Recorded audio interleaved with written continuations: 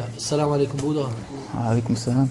Bruder, erzähl einfach mal, wie du zum Islam gekommen bist, was so deine erste Begegnung war, was du früher über Islam gedacht hast, was vielleicht so ein Wendepunkt bei dir im Leben gewesen ist, wie du dann so auf die Idee gekommen bist, dich für den Islam zu interessieren. Gut, also ich bin eigentlich damit schon aufgewachsen. Ich habe viele ausländische Freunde gehabt früher.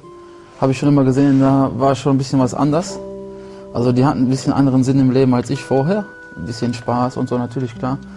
Aber da habe ich das schon mal gesehen und gemerkt, da wusste ich schon mal, es gibt Islam. Aber da war es für mich so, auch wie die das vorhin gesagt haben, Islam ja, ist mehr für die Leute aus Türkei, Marokko oder so. Und für mich ist mehr meine Religion. Also ich habe immer schon so an Gott geglaubt, auf jeden Fall. Auch jetzt nicht so daran unbedingt, dass Jesus da so eine spezielle Rolle spielen würde. Und dann gab es halt diese Terroranschläge am 11. September. Und dann habe ich mal so aus Interesse einfach mir so einen Koran gekauft, habe gedacht, wie kann das sein? Ich konnte mir nicht vorstellen, dass eine Religion so brutal ist oder irgendwie so terroristisch. Ja, also ich habe das, auch vorher hat man das ja nie so mitbekommen, das fing ja da eigentlich erst an.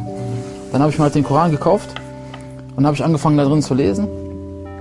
Und es ging, kann ich gar nicht beschreiben, also ich habe gedacht, ich fange erstmal an zu lesen und dann habe ich angefangen und die Zeit ging, ich habe bestimmt 2-3 Stunden am Stück gelesen oder so, ich habe gar nicht mehr aufgehört. Dann war ich auf Seite 70 oder Seite 80 und immer mehr, also ich habe richtig Gänsehaut bekommen, so wo ich das gelesen habe. Und am Anfang, okay, habe ich mir gedacht, alles klar, ja, ist gut, hört sich gut an und ist schön und alles.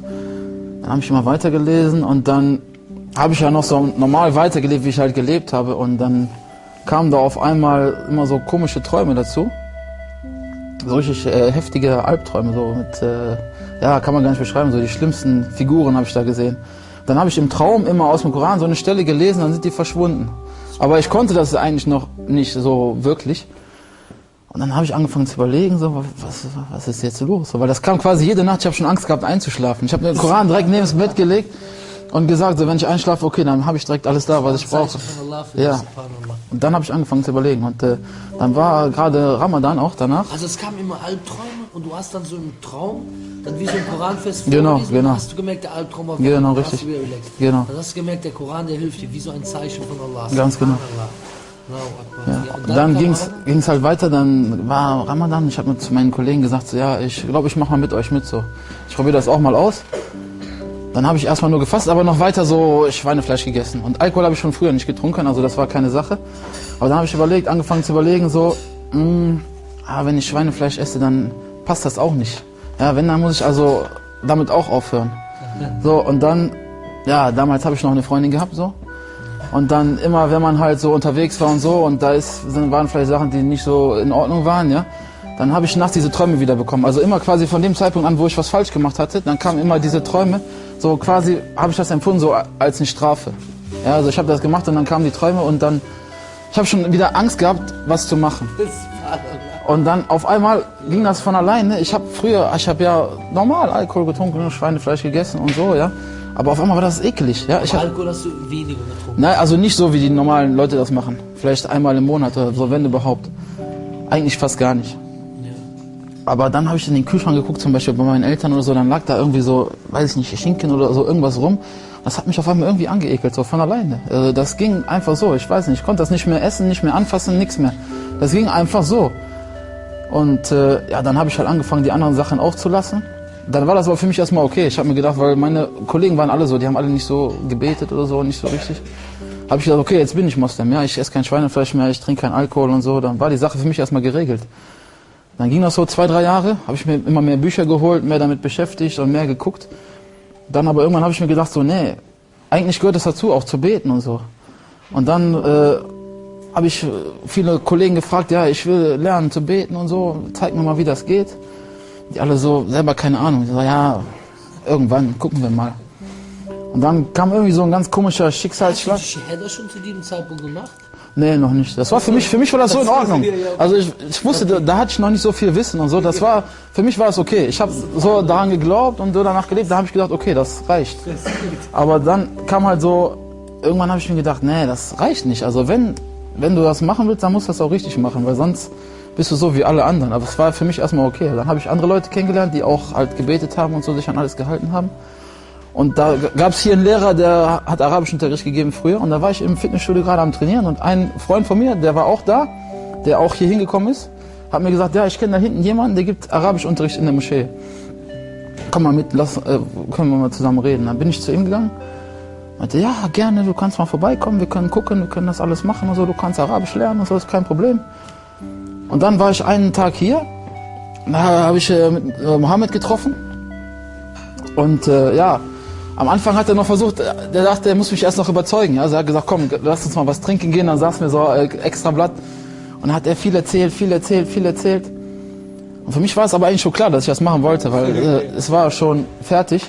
Dann haben wir gesagt, okay, ruf mich einfach an, wir machen einen Termin hier und dann machen wir das alles. Er war noch ein bisschen hinterher gewesen. Ja, genau.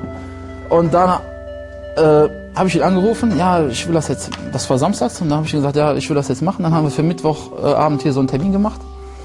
Und dann habe ich das halt alles gemacht, Shahada aufgesagt und alles.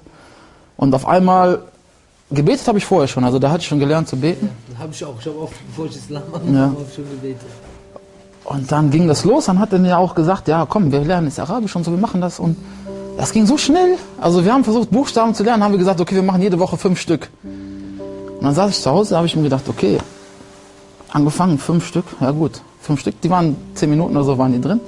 Weitergemacht, 5 Stück, ja, 10 nochmal eine Stunde vorbei, dann waren es schon 10. Dann ging das die erste Woche so, 10 Buchstaben, okay, nach der zweiten Woche waren alle Buchstaben drin. Und das ging alles so schnell einfach. Wie war das jetzt am Anfang mit deiner Freundin, wie war das da gewesen? Also, Ja, da muss ich zugeben, das lief noch so ein bisschen weiter, weil das, ja, wir waren 6 Jahre zusammen und es war auch eine Türkin und ich dachte erst, wir würden normalerweise heiraten, das war eigentlich der Grund, warum wir noch zusammen waren. also du hast dir die Hoffnung gemacht, Ja, dass genau. man das ernst machen und so, ja. Aber bei ihr war das so, sie war eigentlich schlimmer als ich. Also sie hat eigentlich auch Schweinefleisch gegessen und so, alles Mögliche. Aber dann haben wir das zusammen irgendwie so ein bisschen geändert. Also das ging bis zu so einem gewissen Zeitpunkt. So hat sie auch aufgehört, Schweinefleisch zu essen und so. Aber mit Beten und so, und wenn es um Schwimmen ging, ging nicht. Und dann habe ich gesagt irgendwann, ja gut, aber so hat das keinen Zweck. Ja, und dann war es halt irgendwann vorbei. Ja, sieht man. Also auch wegen der Religion dann. Ja, das war immer so, das hat mich immer ein bisschen gezwickt so. Das war eigentlich nicht okay. Ja, ich meine, am Anfang hast du auch noch nicht so viel Wissen gehabt und dann denkt man ja, okay, ist alles nicht so schlimm. Ja, Und mit der ja Zeit lernt man dann, schlimm dass das- schon. Also aber da, mit der Zeit, du hast ja dann richtig gelernt, dass das auch eine richtige Sünde ist und so, Ja. dann hast du die Sache dann aufgegeben, Alhamdulillah. ja, und dann, ja, wurde mein Gefühl immer besser. Ich war immer gerne hier und immer, sowieso von Anfang an super Empfang und alle waren super freundlich und nett, weil das war immer der Grund, warum ich nicht in die Moschee gegangen bin. Ich habe mir gedacht, wenn ich da reinkomme, gucken die mich alle an, denken die, was will der denn hier oder irgendwie sowas, habe ich gedacht. Aber das war ganz anders. Und ja, dann war ich immer mehr hier und ja, war einfach ein super Gefühl und das Leben ist ganz anders und man lebt ganz anders jetzt, weil ich habe einen ganz anderen Sinn. So viele Leute, ja, die verschwenden zu viel Zeit damit, sich Gedanken zu machen, was sie irgendwie hier erreichen können oder auch nicht. Und bei mir ist das irgendwie egal. So, also ich versuche mich auf meinem Weg natürlich zu halten und alles richtig zu machen und Das ist dann, dieses Gottvertrauen. genau. Genau. Und dann hoffe ich einfach, dass es ja funktioniert.